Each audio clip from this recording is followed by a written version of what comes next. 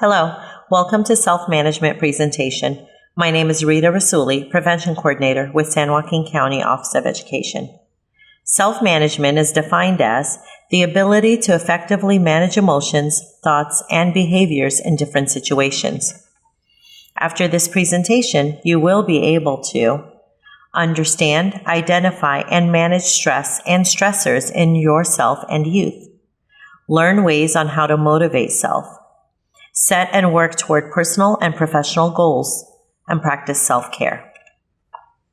Stress is a state of mental or emotional strain or tension resulting from adverse or very demanding circumstances. Stress is unavoidable. It is something that we deal with every day throughout all of our developmental stages. Stress is a response that is built into our bodies, which creates a rush of hormones. This response to potential danger is commonly called fight, flight, or freeze. The body doesn't know the difference between real or imagined danger, so the response is the same to any perceived danger. Stressor is something that causes a state of strain or tension. Stressors within our environments can vary by several factors, such as how often they occur, type, and the individual.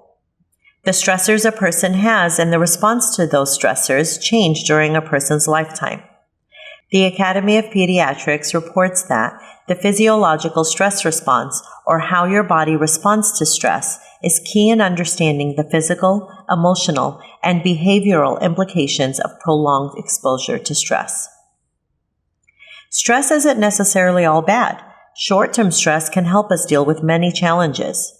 This helps us strengthen our coping and problem-solving skills. It helps to continue to build resilience.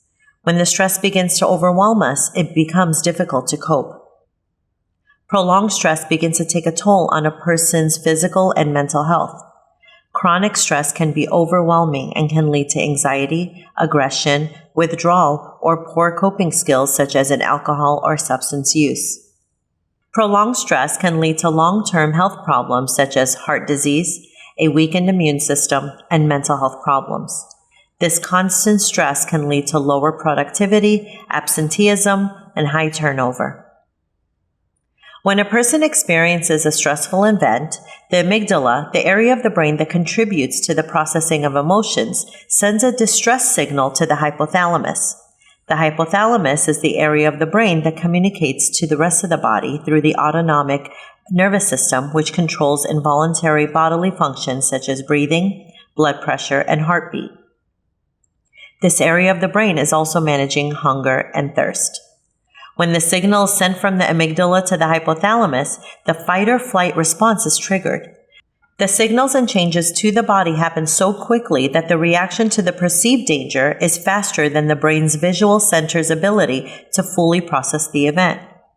The physiological response to a potential threat can include faster heart rate, rapid breathing, increased blood to muscles of arms and legs, and upset stomach. It can be described as fight, flight, or freeze. This is a way that prepares the body to either confront or flee a threat. All input from our senses enter our brain first in the lower areas to process. The incoming signal is matched to previous experiences that are stored in our memory. The brain connects the different sensations from the sights, sounds, smells, and touches of our experiences, which allows us to start to make sense of the world. These connections become memories that we store, and when one of those familiar senses are experienced again, we recall the memory that the sensation is connected to. We also have emotional memories where an experience can trigger the emotion felt in the past. We view the world based on our experiences. What we see, hear, taste, and touch gets embedded in our brains. These experiences, both good and bad, become our memories, whether these memories are conscious or not. We interact with the world based on these experiences. This explains how we may all have different views of the world. Is there a taste, touch, smell that brings back a nostalgic memory for you? Memories that are triggered could either be happy and blissful, or they could be filled with anger or fear. This would explain why some things that we sense can trigger a memory from our past. It could be a smell, sound, sight, taste, or touch. Many times those memories could be comforting and nostalgic. For instance, hearing a particular song, the smell of cookies or fresh baked bread can elicit feelings. These feelings can be warm and sentimental. Other times the memories could be frightening. The emotions that are induced could be fear or anxiety. For instance, people who love dogs and have had positive experiences will see dogs like this. A person who has been bitten by a dog or has had scary experiences with dogs may see them like this. Many times we become overwhelmed because of what has or is happening in our lives. Think of a time when you were going through such a stressful time. What did you do? How did you behave? How did it impact your engagement in your work and your personal life? What were some of your actions? When we feel threatened or feel we are in danger, the only part of our brain that is working is the survival brain. Remember, our views will be different because they are based on our personal experiences. When a person feels threatened, our body is designed to respond to this threat. When our survival brain is activated, the thinking part of the brain shuts down and all we can do is react to the perceived threat.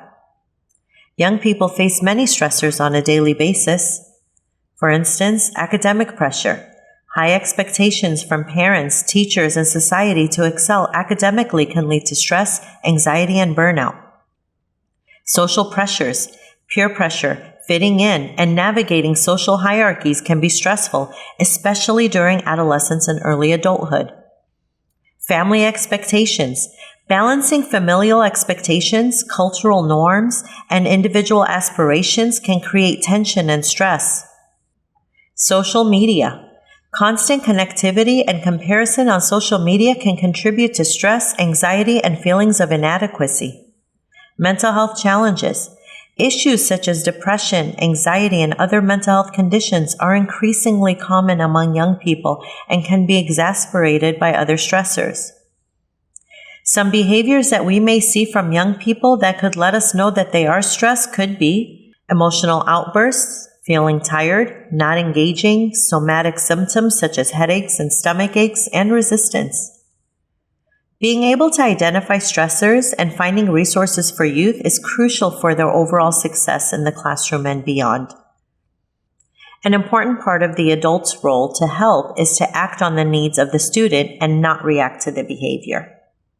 This is why stress management is so important. Let's look at what research has shown to minimize stress.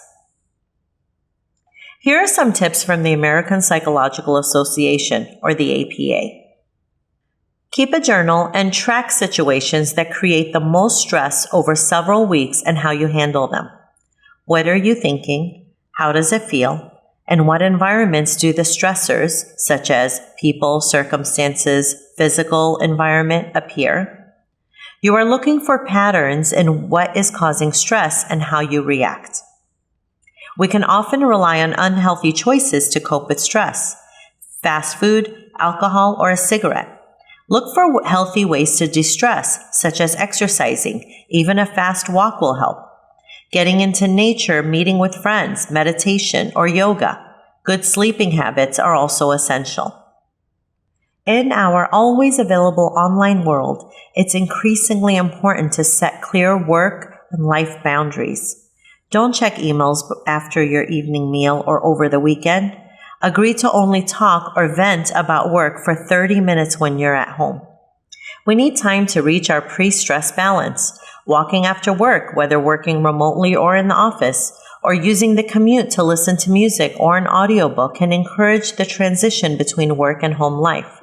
Such practices can help by bookending the workday, disconnecting, and focusing on non-work activities. While it sounds easy, learning to relax may take practice until it becomes a habit. Find ways to experience the present moment, perhaps using breathing exercises, mindfulness techniques, a savoring meal, or listening to music. It is in your employer's interest for you to be happy, healthy, and in a positive and productive working environment. Talk to your manager to develop a realistic plan for managing or removing stressors. Being given more meaningful tasks may help. Support is often all around us when we look. Friends, family, and employee support programs can help you manage stress and adopt more healthy coping mechanisms. Culture impacts the way a person views work, relationships, and whether they may or may not want to talk about their struggles. Mental health challenges are still highly stigmatized in many communities. Gender roles and how behavior is exhibited are influenced by a person's culture. Some cultures believe in going to the community elders for help, while others believe in receiving counseling from clergy. Considering a person's beliefs can be crucial in understanding their behavior. Self-care is more than finding ways to relax. It is about taking care of oneself in order to restore balance or find relief from life stressors. Self-care has been shown to improve happiness, increase energy, as well as reduce anxiety and depression. There are many areas of self-care that can be beneficial. We will focus on 5 of those. Physical self-care involves taking care of the body, getting adequate sleep, eating a balanced diet, taking any needed prescribed medication, proper exercise, attending necessary healthcare appointments, and access to needed hygiene products. Human beings are social beings who require a connectedness. Social self-care is important in relationship building. Opportunities to have face-to-face interactions with friends, time to socialize positively with friends, learning to nurture relationships, access and availability to community events, engagements, and recreational activities are all important in social self-care. Mental self-care helps to keep the mind sharp while influencing your psychological well-being. Mental self-care helps you stay mentally healthy and includes activities such as practicing self-compassion and acceptance, reading books, watching movies, listening to music, working on puzzles, art, gardening, and learning about a subject that interests you. Depending on the individual and family beliefs, practicing mental self-care may also include individual therapy, group therapy, speaking to community elders, or religious leaders. Mindfulness can be a way for a person to develop a deeper sense of meaning, understanding, or connection to the universe, which can be a protective factor and can be linked to a healthier lifestyle. Emotional self-care can help to build healthy coping skills. Emotional self-care strategies help to recognize, process, and express emotions in a safe and healthy way. What are some healthy ways you can process your emotions? Are there any activities that help you feel recharged? These strategies can help to reduce aggressive behaviors and replace them with pro-social behaviors. Self-help strategies should be tailored to fit the individual's needs to reduce stress. We all have different needs and enjoyment. What do you like to do to decompress? Take some time to create your own self-care plan. Use these strategies to help the young people you serve to create their self-care plan as well. Goal setting is the process by which we achieve these goals. Take some time to ask yourself these key questions in order to identify your personal goals. The California Healthy Kids Resource Center is a resource that is available to educators across California.